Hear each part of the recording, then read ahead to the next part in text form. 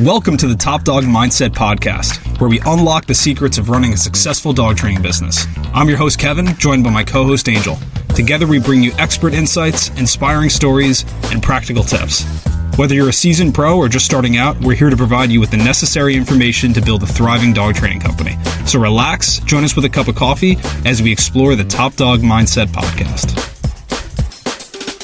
Welcome in, everybody, to another episode of the Top Dog Mindset Podcast. Kevin and Angel here, and we are recording on the Tuesday before Christmas 2025. So there's not going to be a recording next week. So today we're going to be talking about the new year and setting goals and kind of like what our goals are and stuff like that. And we'd love to hear from you guys in the comments if you have anything that's really important for you guys to do in 2026 and like what's high up on your just list of goals that you want to accomplish. With that being said, Angel, why don't you kind of kick us off here and just tell me a little bit about like what you're thinking for 2026 and what's most important to you? I have a few, both personal and work related as a coach and stuff like that for our clients, I guess specifically things that would help our clients. Personal goals. You want to hear my personal goals? I want to hear all of it. The people want to hear everything that you got going on. Yeah. Well, it's been a crazy year, as you know.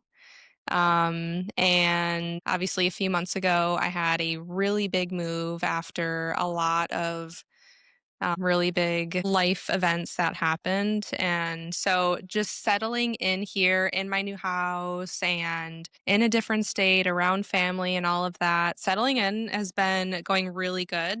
I do occasionally get homesick despite being by family. I do sometimes get homesick, but it's been going really good. It's been like a really good just like restart with everything. And so that's kind of how I'm looking at 2026, as cliche as it sounds. Like after the year that I had in 2025, 2026 is going to be like kind of like the takeoff year, Mhm. Things are going to settle in, shit happens. So I'm not saying 2026 is going to be perfect, but after a lot of like life events and personal growth for like myself and my faith and stuff like that, I think 2026 is really just going to be that year to flourish, Yeah. if you will.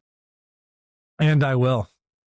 Yes, and she will. But yeah, that's kind of a gist of what I've got going on. Yeah. Well, we were talking a lot about just kind of life before this. We started recording here, and I know you mentioned faith, and I know for both of us, health and fitness has been on the mind and stuff like that, especially the last couple of months. So Yeah. yeah, I mean, I feel like it's all really intertwined, you know? Mhm. I was working out this morning and I was thinking to myself, I've chased a lot of different things in my life. I've chased a lot of different thrills and done some really fun stuff, and I've done some not so good stuff along the way. We can leave it there, but what I'll say is there are certain things that just stand true over the years that as just principles that I've learned and realized that without them you really have nothing. And so the first one that you had mentioned before is like your faith. And so I know that can mean different things for people, right? That can mean like, hey, I'm of this specific faith, or some people tend to say that they're more spiritual than they are religious. Some people, I don't even know if they are spiritual, but they like things like doing breath work or meditation and stuff like that. And regardless of what it is for you, me, I like to start my days out with prayer and stuff like that. But what I've realized that like, as cliche as this is, and as stupid as it may sound to say this, because you hear every single successful person talk about this at one point or another,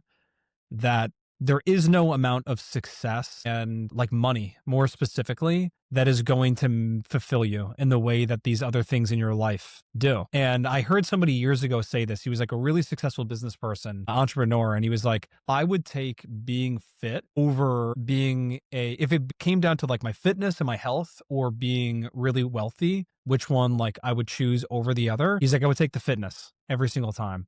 Mhm. And that was something that like I've really fought and resisted for a long time. Like the only thing that I focused on was growing a business. The only thing I focused on was like growing the revenue inside of the company and stuff like that.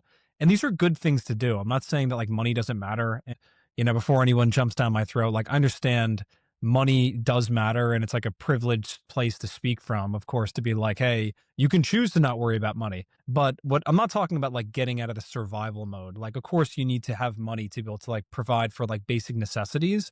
But what I'm talking about is like doing things in excess, thinking that that's going to be the thing that's going to make you happy. And what Yeah. I've really realized is like, first off, if you don't have your mindset and your mental health aligned, and you don't have your spirituality aligned, and you're just chasing these other things like money or cheap thrills and stuff like that, it's like it's just an endless it's an endless pit. It's a bottomless pit of trying to, as the saying goes, like fill the God-shaped hole in your heart with something of materialism, you know? Mhm. And so I was really thinking about that this morning, because over the last like year, I've lost some weight, and I've gotten really back into fitness and been trying to be more intentional about like praying and stuff like that. And I'm like, I'm happier now doing that than I ever was before, when I spent all my time just aligning myself with the goal of like trying to make more money. And so I just felt like I wanted to kind of share that with everybody today and kind of get that off my chest, because yeah, I mean, it's just so interesting. It's a very easy trap to fall into, and I know something that a lot of people fall into. And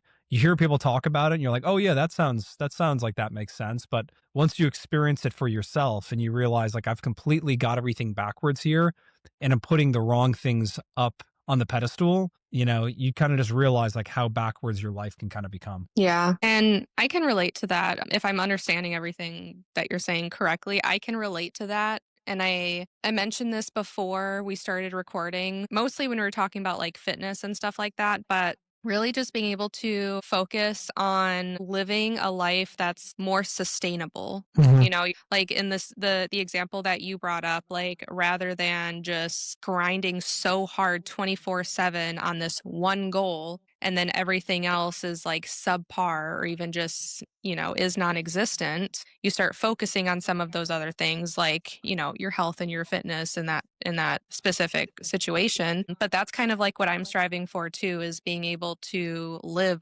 a life that is more sustainable for like myself and my family and my own happiness and my health and stuff like that. Mm. And because like in my case, I feel like I have put my own needs and self-care on the back burner a lot of the time, which I think a lot of parents tend to do. And so a big wake up call for me was the move, because doing such a big move, a cross country move, like you're leaving, or I was leaving what was my home for the last almost 15 years and the life that I built there. And so this was such a big change for me. And it was really difficult to settle in. And some days it is still difficult. Like I said, I still like occasionally get homesick. Granted, I've been here for like almost 4 months now, I think, and I still feel like I'm kind of settling in. But yeah, that was a big wake up call for me, because it's like I could just be miserable settling into this new place where I really know no one besides the little family that I have here. Granted, I'm very appreciative to be by family now, and especially my kids being able to be by family. But like, what about like me and, my own happiness and how it makes me feel and stuff like that? So then that's when I was like, okay, I like really need to get my shit together in order to take care of myself. With that just comes with different things, taking care of myself, focusing more on my own like wellness and health and fitness and all that kind of stuff. But then that was kind of like a ripple effect into, well, I can't, and this is something I mentioned to you earlier too, because I had a personal trainers like a long time ago, and so at those points I was so used to sticking to such a strict like routine, and so I'm like, okay, I need to get back into that. I need to like be more strict with myself.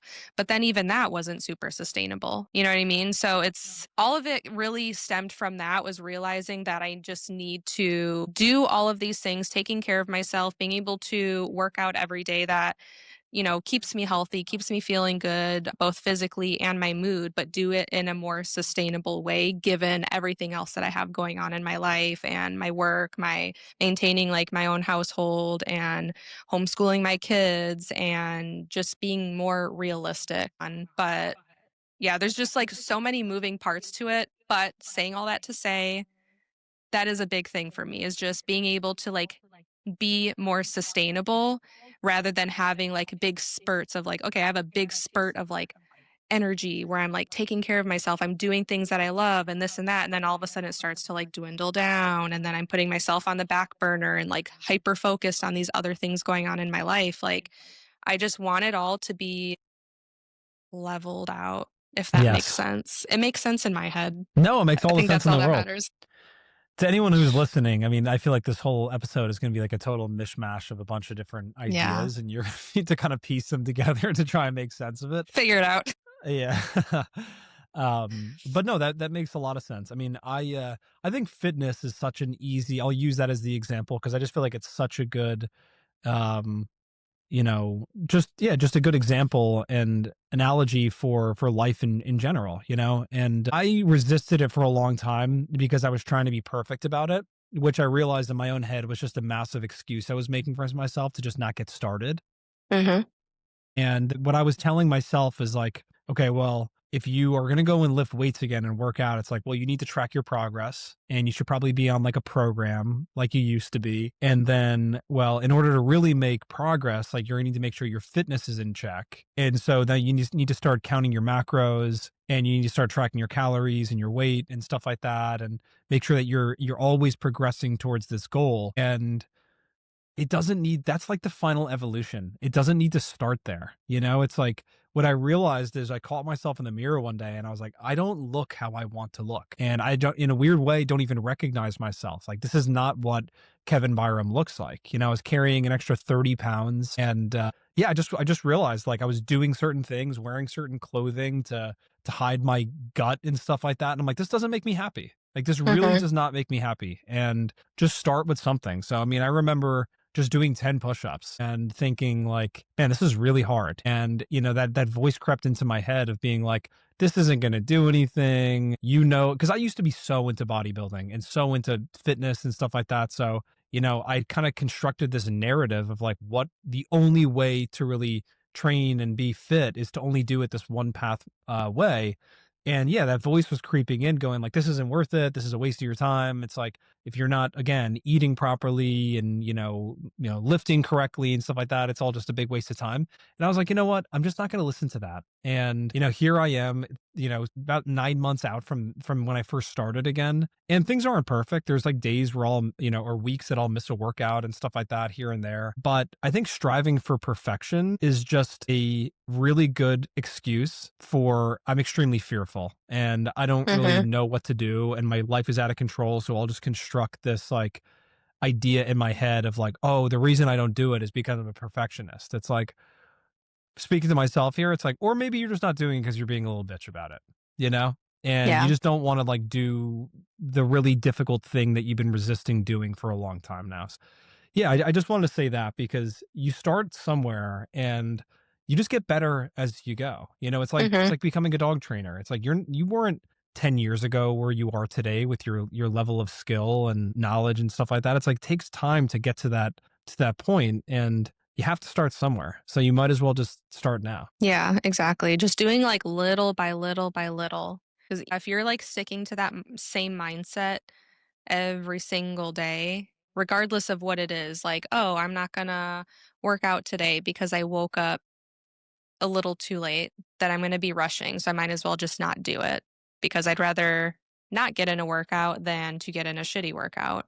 Yeah. Or, even, as a dog trainer, I don't want to take this dog because I'm not 200% confident in being able to handle this. Like, every dog is, even if it's a dog with issues that you've dealt with before, every single dog that you take on is a learning experience. But yeah, if you have that same mentality every day of like, I'm not going to do this because, or what if, or whatever it is, like, you're not moving forward in any way. You're literally just like sitting there stagnant, and it'll be that way for years to come. Yeah, I mean, like I said before, I there was a period in my life where all my friends were guys who were super into fitness and guys who like competed in bodybuilding competitions, and I would go and lift with them, and that became like the only way that I viewed it, and just like looking back on that, it's like, oh, if you're not training that way or you're not like,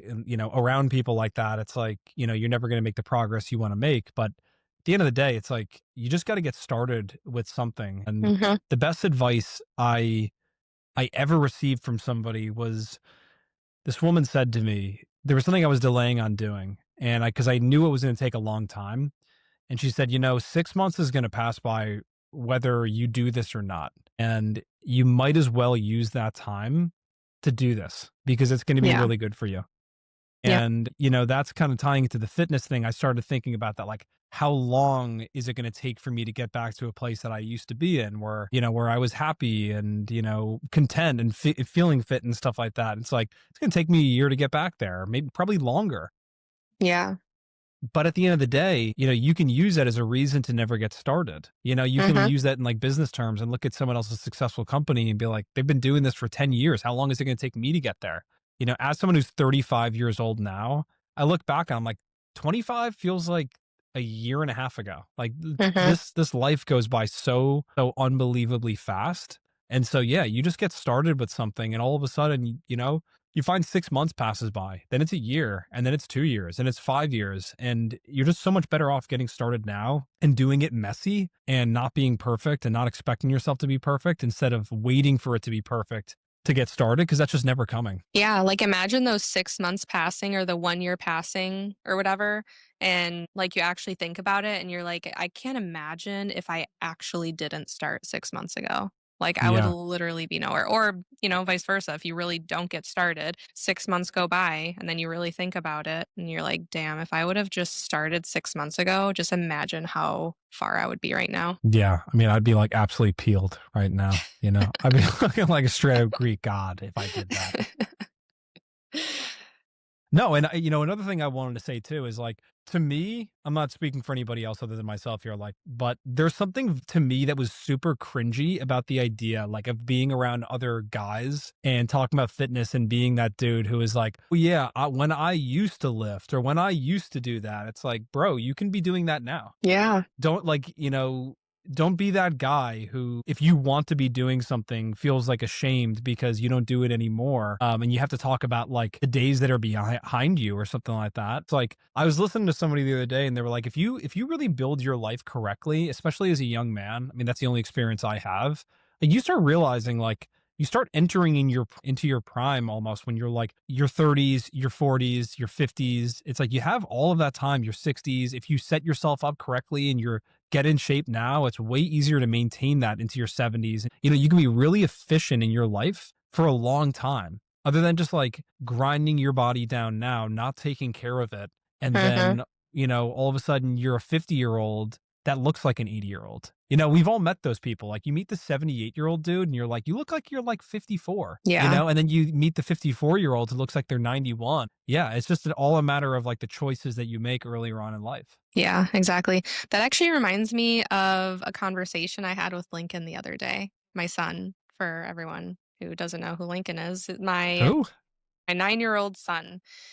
We were talking about, I don't know, like, I think it started off like we were talking about sports, soccer, since obviously he plays soccer. And then it got into talking about just like regular working out and whatever, because obviously they're home all the time. They're homeschooled. So sometimes they'll like get up with me in the morning and they might like do something outside or in the garage while I'm working out. And he said something to me about how he wants to play sports as much as possible now, or like work out as much as possible now, so that way when he gets older, he doesn't have to.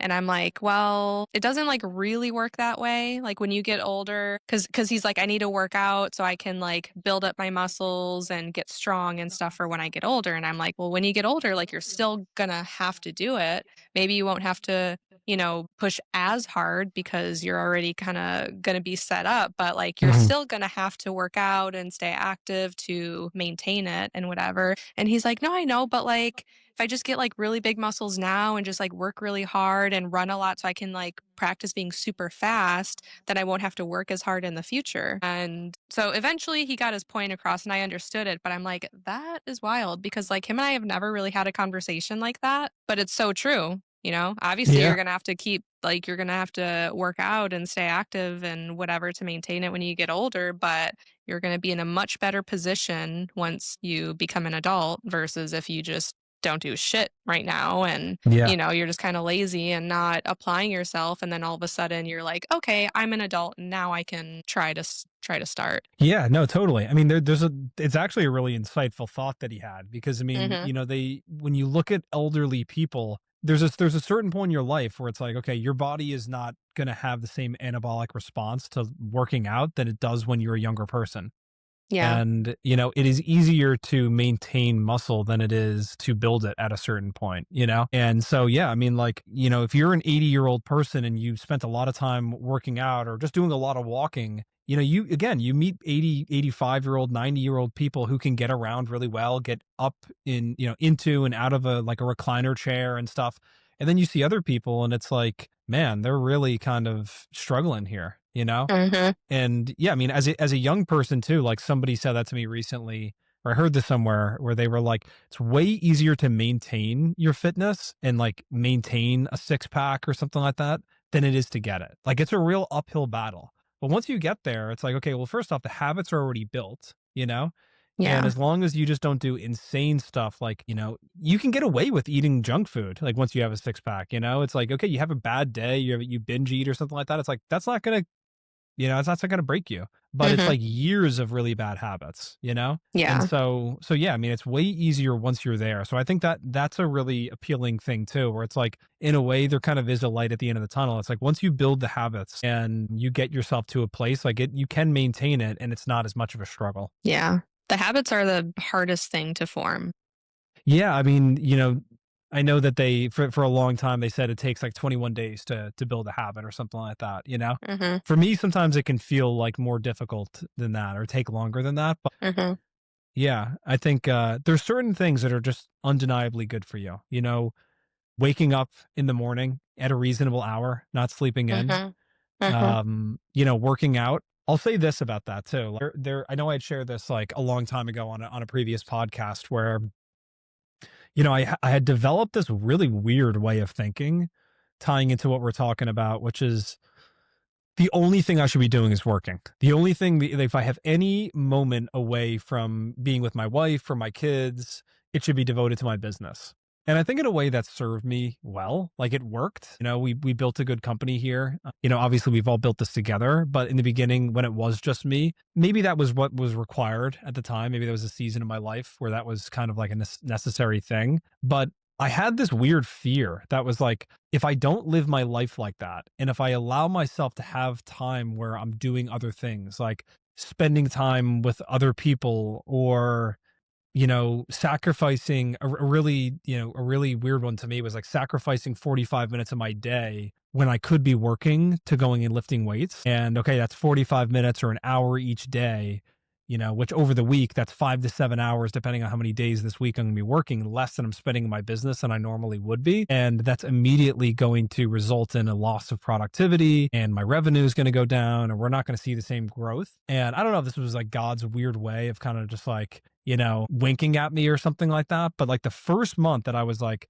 that's a crazy way of thinking about this. Like, you need to take care of your health. Like, something changed in me. We broke through like a plateau in revenue. And it was like, I don't think that's a coincidence that that's the way that worked out. It was like 3 months of stagnation.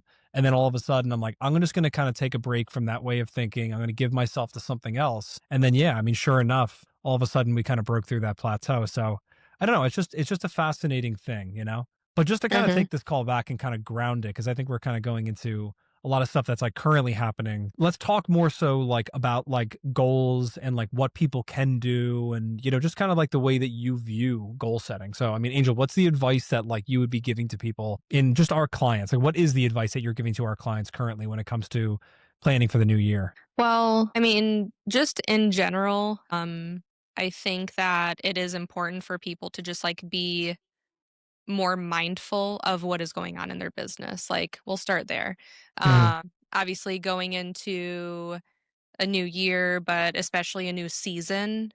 So even this has been something that I've been like thinking more about recently and talking to people about more recently too, is like, okay, so let me take it back a step. So last year, maybe the year before or something like that, it was around, getting into maybe Halloween when I started having conversations with people about like, okay, how do you want to prepare for the holidays? But then with that, getting through the holidays, I'm like, okay, next year, I want to make sure that I am starting to have those conversations earlier to make sure that people are thinking more ahead into the holidays. Like let's not wait until Halloween to think about Christmas. Let's, think a little bit more ahead. And so I'm even having those thoughts now of like how I want to plan for next year to help our clients, such as let's start talking about like what kind of offers we can start putting out there in July. I think I use this as an example in one of our most recent but previous episodes, is doing like a Christmas in July kind of thing. Like those are the thoughts that I'm having and like the conversations I want to have with our clients next year. Saying all that to say, just being more mindful of what's going on in your business and making it an actual habit to start thinking ahead.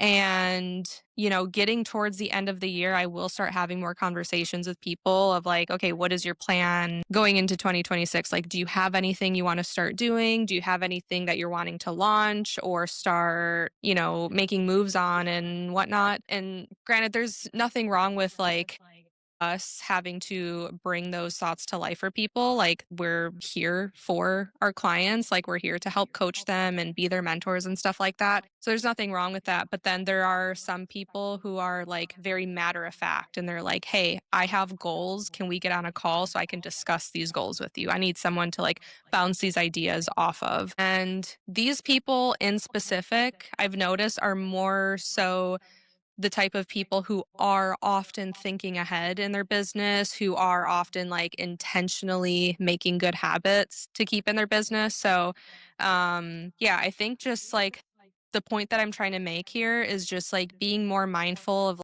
everything going on in the business.